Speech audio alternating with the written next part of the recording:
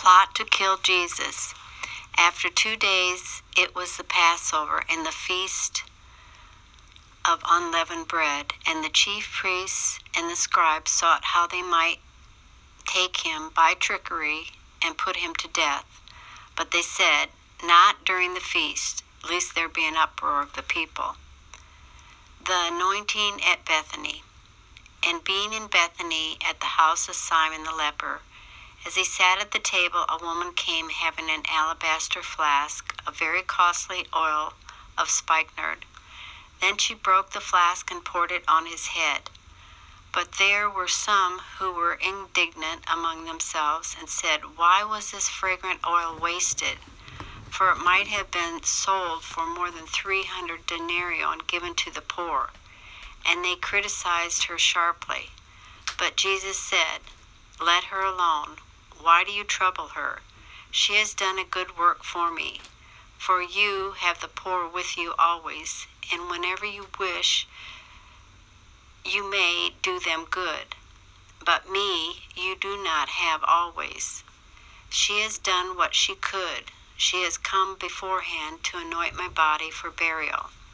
Assuredly I say to you, wherever this gospel is preached in the whole world, what this woman has done will also be told as a memorial to her." Judas agrees to betray Jesus. Then Judas Iscariot,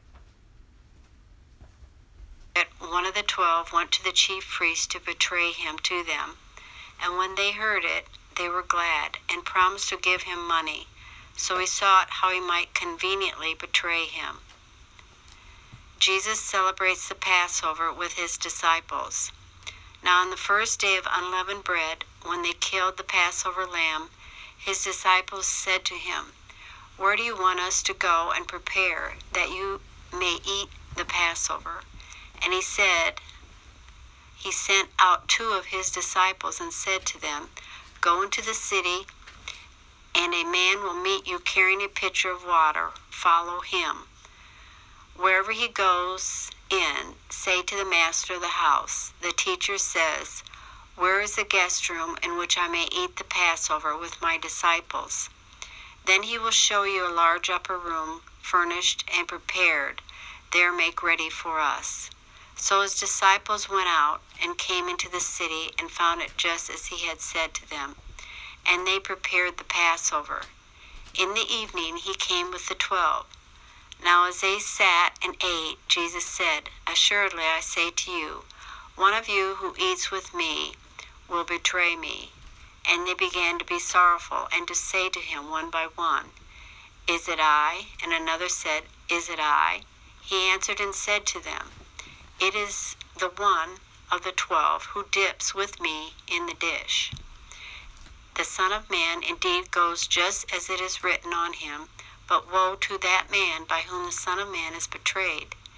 It would have been good for that man if he had never been born." Jesus institutes the Lord's Supper. And as they were eating, Jesus took bread, blessed and broke it, and gave it to them and said, "Take, eat, this is my body." Then he took the cup, and when he had given thanks, he gave it to them, and they all drank from it. And he said to them, "This is my blood of the new covenant, which is shed for many.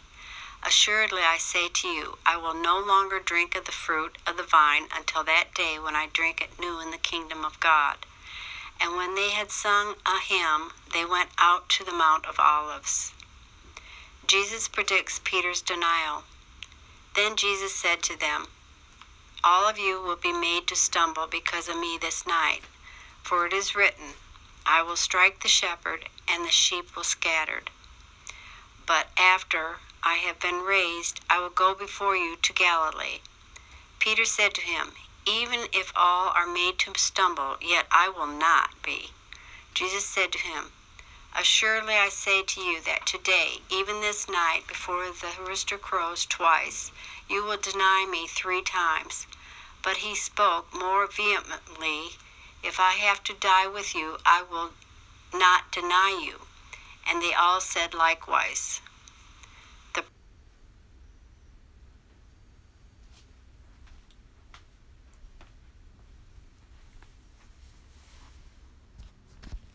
The prayer in the garden. Then they came to a place which was named Gethsemane, and he said to his disciples, "Sit here while I pray."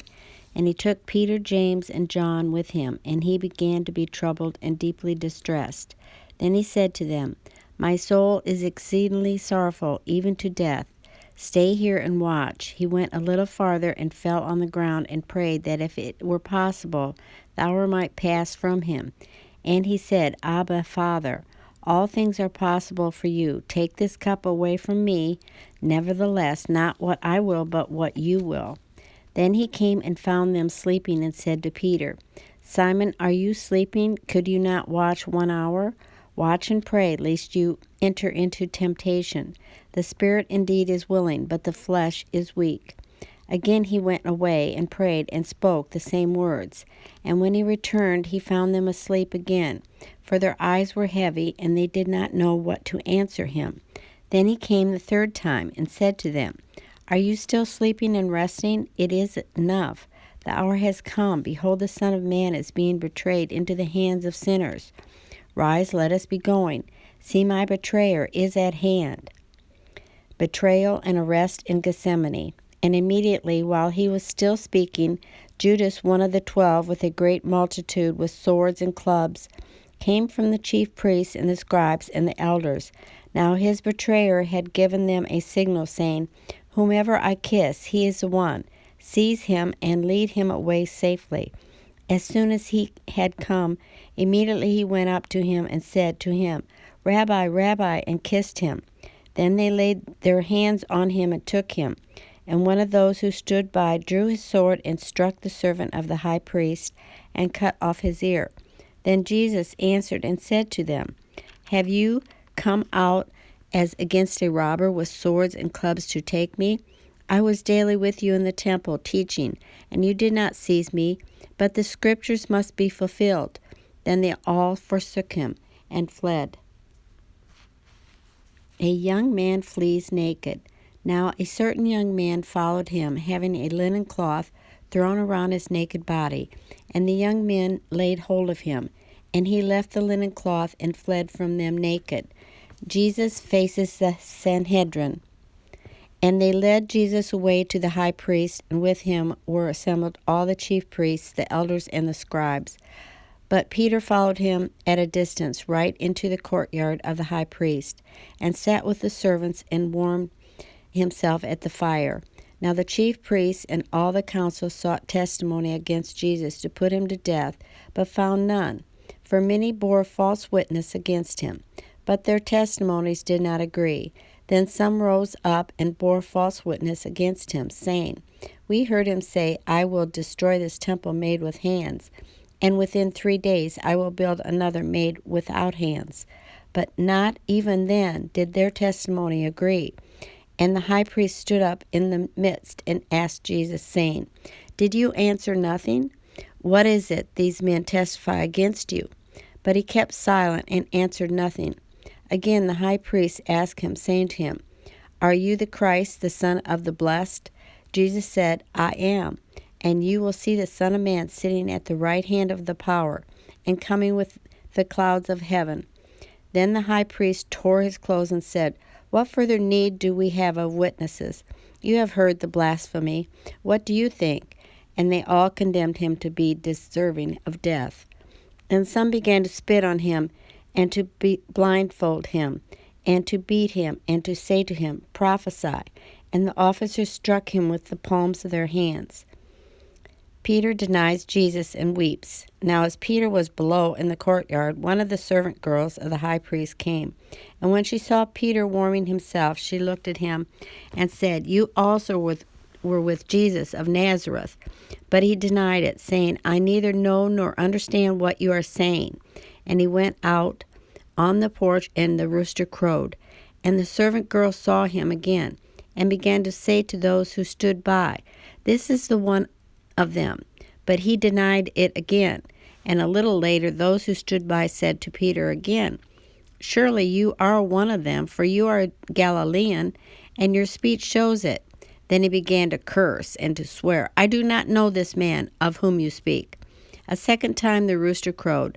Then Peter called to mind the word that Jesus had said to him, "Before the rooster crows twice, you will deny me 3 times." And when he thought about it, he wept.